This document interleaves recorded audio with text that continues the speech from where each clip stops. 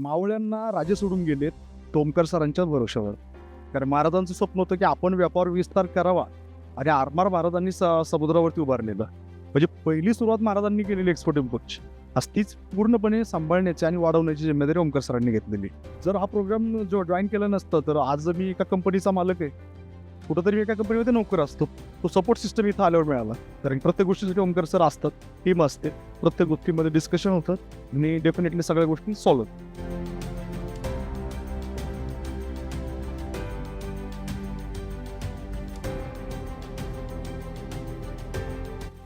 उद्यमी महाराष्ट्र जॉईन करण्याआधी मी एका प्रायव्हेट लिमिटेड कंपनीमध्ये जॉब करत होतो. तर आर्थिकदृष्ट्या ठीक आहे, इथं होतो मानसिकता जी आहे व्यापाराच्या बाबतीमध्ये किंवा ग्रोथच्या बाबतीमध्ये ती थोडीशी कन्फ्युजनमध्ये असल्यासारखी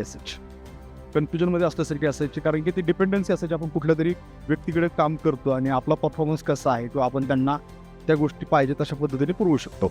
आत्मविश्वास, कारण की काम करण्याची ॲबिलिटी प्रत्येकामध्ये असते, प्रत्येकजण काही ना काही करण्याची तयारी ठेवतो, पण जो आत्मविश्वास असतो किंवा जो एक पाठीचा कणा ताटपणे म्हणतो ना आपण ती सपोर्ट सिस्टम, तो सपोर्ट सिस्टम इथं आल्यावर मिळाला. कारण प्रत्येक गोष्टीसाठी ओमकार सर असतात, टीम असते, प्रत्येक गोष्टीमध्ये डिस्कशन होतं आणि डेफिनेटली सगळ्या गोष्टी सॉल्व्ह होतात. जर हा प्रोग्राम जो जॉईन केला नसतं तर आज मी एका कंपनीचा मालक आहे, कुठंतरी एका कंपनीमध्ये नोकर असतो. मावळ्यांना राजे सोडून गेलेत तोमकर सरांच्याच भरोशावर.